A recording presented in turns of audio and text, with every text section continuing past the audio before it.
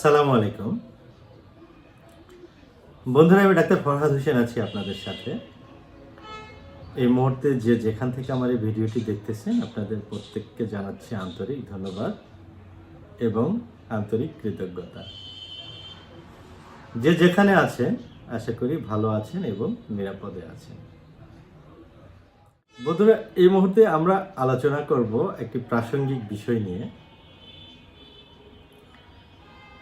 একজন ঠিক এরকম প্রশ্ন করেছে যে স্যার, একটা সময় আমি খুব ভালো পারফর্ম করতে পারতাম, স্ত্রীকে খুব ভালো সময় দিতে পারতাম এবং সেই সময়ে আমি 2 থেকে 3 বার স্ত্রীর সাথে মেলামেশা করতাম এবং প্রায় প্রতিদিন। এত ভালো পারফরমেন্স থাকার পরেও এখন আমি আর সেই সময়টা পাচ্ছি না, স্ত্রীকে মোটেই সময় দিতে পারছি না এবং আমার শক্ত হচ্ছে না, কোনো রকম হলো অল্পতে বীর্যপাত। ওই রোগীকে আরো কিছু প্রশ্ন নেওয়া হলো। প্রশ্নের পরে জানা গেল যে তার শারীরিক দুর্বলতা এবং স্পেশাল অর্গান নিস্তেজ হয়ে গেছে। রোগ বিভিন্ন ছিল এক সময়, কিন্তু বিশেষ সঙ্গে ব্রেনগুলো একদম দুর্বল হয়ে গেছে। বড় ধরনের কোনো ডিজিজ নাই, যেমন ডায়াবেটিস নাই, উচ্চ রক্তচাপ নাই, বরং শারীরিক দুর্বলতা আছে, অসারতা আছে,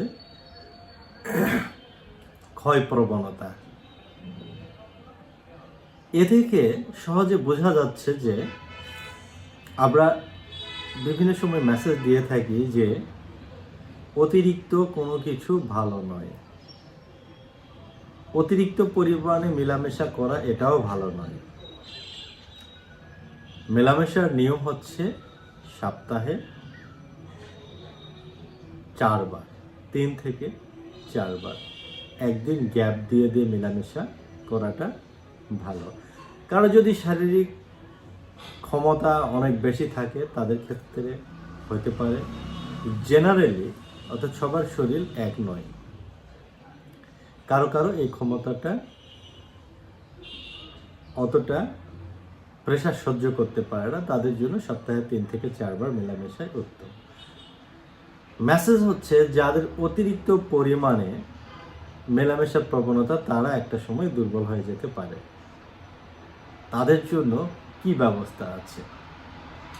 তাদের জন্য হোমিওপ্যাথিতে সুন্দর সুন্দর কিছু মেডিসিন আছে। আজকে আমি ঘরোয়াভাবে একটি ধারণা দিয়ে দেই, 3টি ঔষধের একটি ঘরোয়া ধারণা দেব। Number 1, agaricus মাস্কিউরেটাস।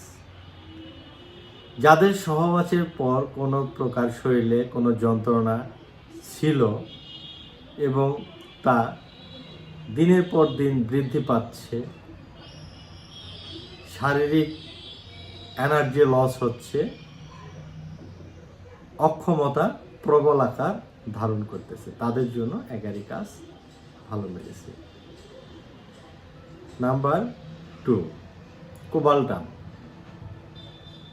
হাত দ্বারা ক্ষতি বা স্বপ্নদোষের ক্ষতি বা স্ত্রী সহবাসের ক্ষতি, 3টি ক্ষতিতে কোবাল্টাম কাজ করে। যাদের অতিরিক্ত ক্ষয় হয়, এই কারণে যাদের হিপ পেইন হয় অর্থাৎ মাজাতে ব্যথা হয়, যদি জানতে পারেন যে রোগী বসে থাকলে বেদনা বৃদ্ধি পায়, নাড়াচাড়া করলে আরাম হয়, রোগীরা যদি এরকম ফিল পায়, তাহলে সেই ব্যক্তিদের জন্য ঘরোয়া মেডিসিন হচ্ছে কোবাল্টাম। নাম্বার 3, অ্যাম্ব্রাগ্রেসিয়া। স্ত্রী সহবাসকালে যাদের হাঁপানির মতো এক ধরনের সাই সাই শব্দ হয়, বুক ধড়ফড় করে সহবাসের সময়, এই জাতীয় রোগীদের ক্ষেত্রে অ্যাম্ব্রাগ্রেসিয়া অর্থাৎ একটা সময় মেলামেশা করার ফলে এখন শারীরিক এনার্জি এমন হয়েছে যে অল্পতেই ধড়ফড় করে বুক, শ্বাস নিতে কষ্ট হয়, সাই সাই শব্দ হয়, এই জাতীয় ব্যক্তিদের জন্য সিমটম ভিত্তিক আম্ব্রোসিয়া খুবই ভালো। যে 3টি ঘরোয়া মেডিসিন বলেছি এগুলো সাধারণত গ্লোবিউল বা পিলে করে 30 বা 200 পাওয়ারগুলো ঘরোয়াভাবে অ্যাপ্লাই করবে।